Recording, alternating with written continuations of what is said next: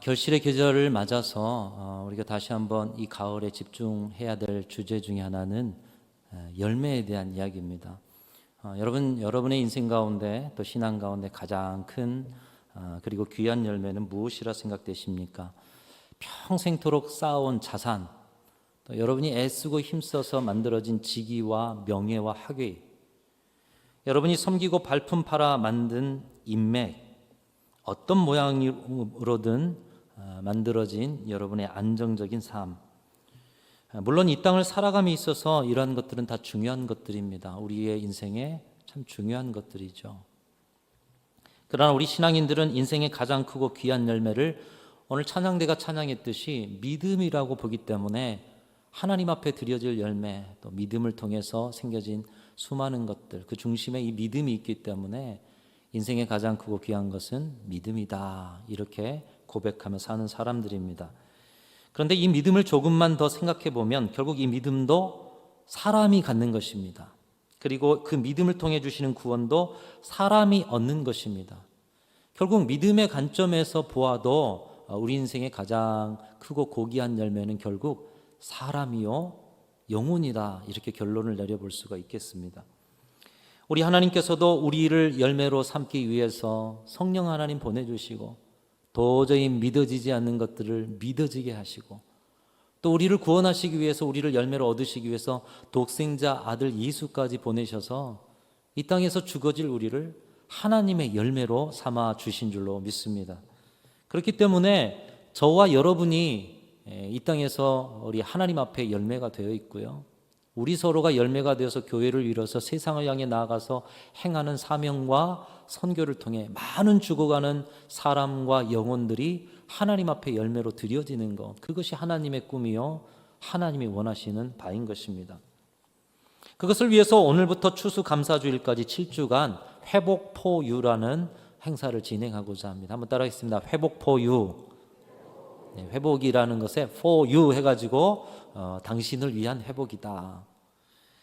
잃어버린 영혼들을 먼저 생각하는 거예요. 그리고 그들을 마음에 품고 기도합니다. 그리고 때가 되면 찾아가셔서 돌보고 섬기고 사랑하고 나누고 교제하고, 그리고 추수감사주일은 함께 와서 예배드리도록. 우리 어르신들 가운데 교회 오고 싶어하는 모든 분들이 있어요. 기억하셨으면 기도하시면서 그분들 그 주일만은 차를 대절하셔서 업고라도 한번 오셔서 예배의 자리 그렇게 하고 싶은데 이제 육신이 연약하여 못 오신 분들까지도 가능하다면 건강에 지장을 줄 필요는 없죠. 작년에는 코로나를 넘어서 함께 예배해보자 해가지고 식당도 열지 않았는데 그때는 식당을 열어가지고요, 같이 식사를 나누고 마당에 부스를 설치하면서 그렇게 좋은 시간을 가졌어요. 작년에는 우리와 여러분 자신을 위한 회복의 시간이었다면 올해는 회복 포유, 누군가 잘 보이지 않는 그분들, 한 사람 이상을 품고 기도하고 준비하면서 찾아가서 섬기는 수고와 헌신을 하나님 앞에 올려드리는 그런 회복의 시간으로 삼고자 하는 것입니다. 한 번 더 따라하겠습니다. 회복 포유. 여기에 유는 여러분들이 아닙니다. 여러분이 섬겨야 할 분들의 이름을 넣는 거예요. 그분이 바로 저라면 회복포 이은성 이렇게 되는 거예요. 그래서 이은성 목사를 섬기는 그런 회복의 여정. 근데 그분들의 이름을 누구를 넣느냐? 보이지 않는 분들이요, 함께 하나님께 열매로 드려졌는데 흩어져 버린 분들이요, 이 자리에 오고 싶은데 무슨 계기나 무슨 장애가 있어서 못 오시는 분들이요. 이번 주부터 3주간 구역별 가을 대신방을 통해서, 신방을 통해서 구역에 이제 정말 보이지 않는 분들이 누굴까 함께 상의하실 거고요. 또 그래서 여러분들이 한 사람 한 사람 매칭하셔가지고 또 기도하시고 준비하시면서 11월에는 그분들에게 다가갈 수 있도록 자그마한 선물도 나눠주면서 또 그것을 가지고 만날 수 있도록 그렇게 하게 될 것입니다. 그 일을 위해서 오늘 말씀을 통해서 다니엘의 회복을 위한 기도, 다니엘은 어떻게 그 회복을 위해서 준비해 갔는가, 이것을 통해서 우리도 이 회복포유, 회복의 역사를 원하시며 이 가을의 열매를 원하시는 하나님의 뜻을 붙잡고자 합니다. 오늘 말씀이 속한 다니엘서 9장은 바벨론 포로로 살아가는 이스라엘 민족을 위한 회복의 기도. 다니엘은 지금 회복의 기도를 하고 있어요. 우리가 읽은 본문만 아니라 9장 전체가 회복을 위한 기도입니다. 이 기도의 배경은 다니엘서 9장 1절 3절에 나와 있는데요. 우리 같이 한번 읽어보시면서 오늘 본문 전체적인 배경이 되겠습니다. 다니엘서 9장 1절 3절 천천히 읽습니다. 시작. 메대 족속 아수에르의 아들 다리오가 갈대아 나라 왕으로 세움을 받던 첫 해 곧 그 통치 원년에 나 다니엘이 책을 통해 여호와께서 말씀으로 선지자 예레미야에게 알려주신 그 연수를 깨달았더니 곧 예루살렘의 황폐함이 70년 만에 그치리라 하신 것이니라. 내가 금식하여 베옷을 입고 죄를 덮어쓰고 주 하나님께 기도하며 간구하기를 결심하고. 지금 메대라는 나라의 첫 번째 왕, 그 왕이 다리오가 되었는데, 다리오가 왕이 된 첫 해에 다니엘이라는 사람이 책을 읽었어요. 무슨 책일까요? 성경 말씀입니다. 여러분, 성경 말씀을 읽으면 여러분에게 하나님의 지혜가 나타나게 될 줄로 믿습니다. 책을 읽었어요. 말씀을 읽다가 선지자 예레미야의 말씀을 읽었던지 바벨론 포로 70년이 지나면 하나님께서 포로 생활을 그치고 이 민족을 회복시켜 주시겠다라는 말씀을 보고 회복의 때를 깨달았다라는 것입니다. 다니엘은 소년 시절에 바벨론의 포로로 끌려와서 왕궁에서 길러지면서 왕의 신하가 되어진 사람입니다. 이 소년이라는 것 당시에는 한 15살 정도 되는 그런 친구들, 소년으로 불렸어요. 그래서 다니엘이 소년 시절에 끌려왔기 때문에 15에서 시작해서 오늘 본문의 다니엘서 9장에 메대 다리오 왕 때 다니엘의 나이는 80세가 넘었습니다. 포로로 끌려온 지 거의 70여 년이 다 돼가는 한 68년 정도 되는 나이. 그런데 이때 이전에는 몰랐던 사실을 알게 되었는데 선지자 예레미야를 통해서 주신 예언이 바벨론 포로 70년이 차면 하나님께서 민족의 회복을 주시겠다라는 그 약속을 이때 알게 된 거예요. 80세가 넘어서요. 15살에 바벨론 포로가 되어 왔는데, 그리고 그 70년이 되려면 한 2년여 남은 것을 보게 되는 것이죠. 여러분, 이 다니엘이 읽었던 말씀이 어떤 말씀인가 한번 찾아보면 그 말씀이 아마 예레미야 25장 11절 또 29장 10절인 것 같습니다. 25장 11절 제가 읽어보면 이렇습니다. 이 모든 땅이 폐허가 되어 놀랄 일이 될 것이며 이 민족들은 70년 동안 바벨론의 왕을 섬기리라. 이게 하나님께서 예레미야를 통해 주신 70년.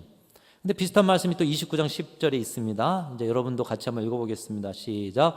여호와께서 이와 같이 말씀하시니라.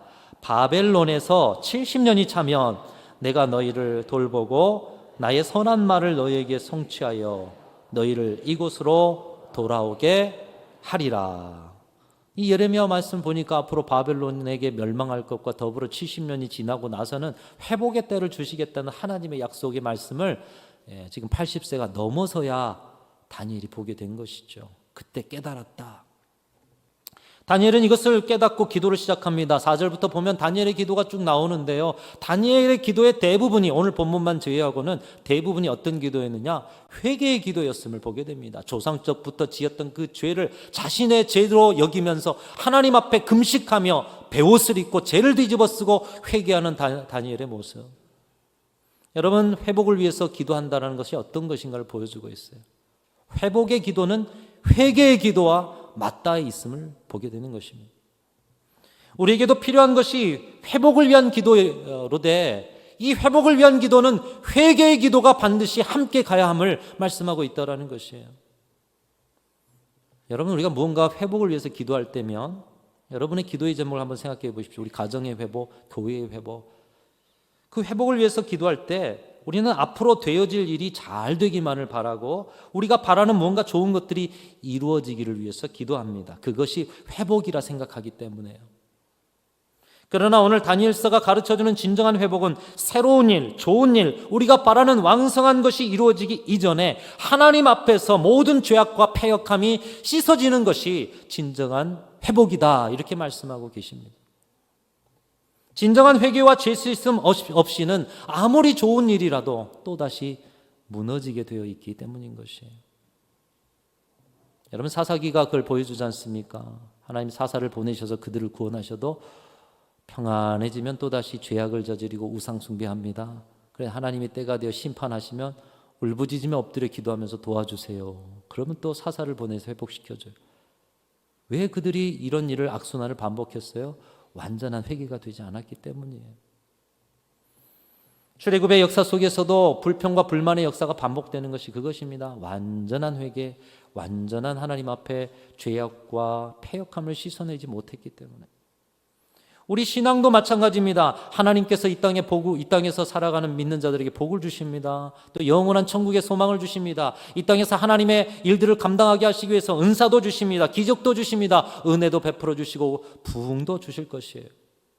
그러나 이런 성공적인 무언가를 회복하기를 위해서 기도하지만 그보다 먼저 회복되기 원하시는 것은 우리가 하나님 앞에 어떻게 서 있는가? 지난 시절의 모든 죄악과 패역함의 악순환을 다 씻었는가? 회개하고 회복하는 데서부터 진정한 회복이 시작된다라는 것입니다. 여러분, 이번 회복 포유를 통해서 다니엘의 회복을 위한 이 회개 기도, 저와 여러분과 우리 교회 안에 심어지고 열매 맺어지는 그런 은총이 있으시기를 주님의 이름으로 축원합니다. 깨끗하게 준비한 그릇이 되어질 때 주님이 담아주신 열매도 고귀한 열매가 될 수 있는 것이죠.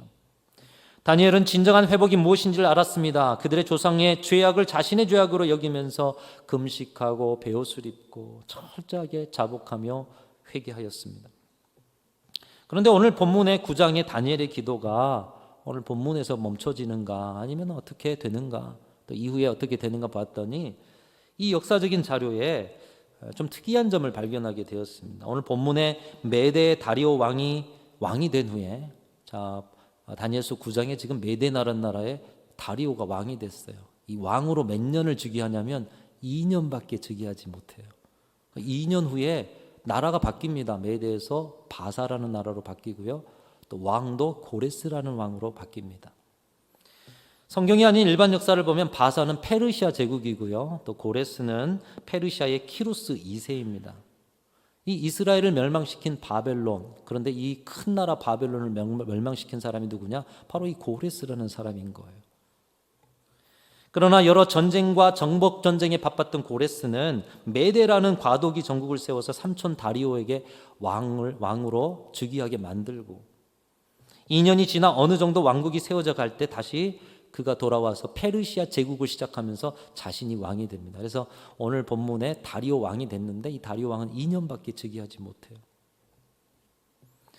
그런데 이상한 점은 이 페르시아의 고레스, 온 세상을 통합하고 당시의 큰 나라 바벨론도 무너뜨리고 세계 패권을 장악했던 페르시아의 고레스가 왕이 된 후 첫 해 한 일 중에 아주 중요한 일이 하나가 있어요.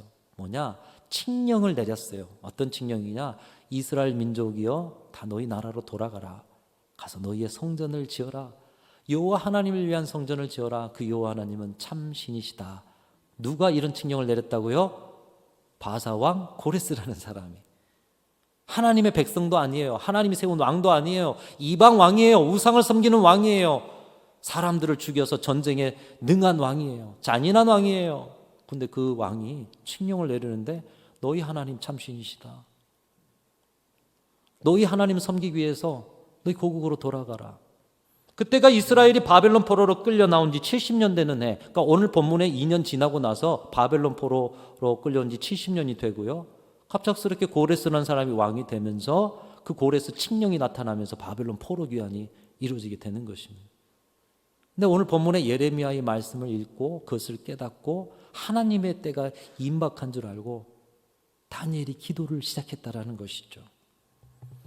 이 고레스 칙령이 성경에 나와 있는데요. 에스라 1장에도 나와 있고요. 역대하 36장에 나와 있는데 에스라 1장의 말씀을 제가 한번 읽어보겠습니다. 바사왕 고레스 원년에 여호와께서 예레미야의 입을 통하여 하신 말씀을 이루게 하시려고, 지금 에스라의 말입니다. 여기까지는 바사왕 고레스의 마음을 감동시키심에 그가 온 나라에 공포도 하고 조소도 내려 이르되, 자, 여기까지 에스라가 이제 고레스라는 왕이 나타나 가지고 칙령을 내렸다. 네, 하나님의 말씀에 뭔가에 감동해가지고 이런 칙령을 내렸는데, 칙령의 내용은 이렇다 하면서 에스라 1장 2절 3절 제가 읽습니다. 바사왕 고레스는 말하노니 하늘의 하나님 여호와께서 세상 모든 나라를 내게 주셨고 나에게 명령하사 유다 예루살렘의 성전을 건축하라 하셨나니 이스라엘의 하나님은 참신이시라. 너희 중에 그의 백성된 자는 다 유다 예루살렘으로 올라가서 이스라엘 하나님 여호와의 성전을 건축하라. 그는 예루살렘에 계신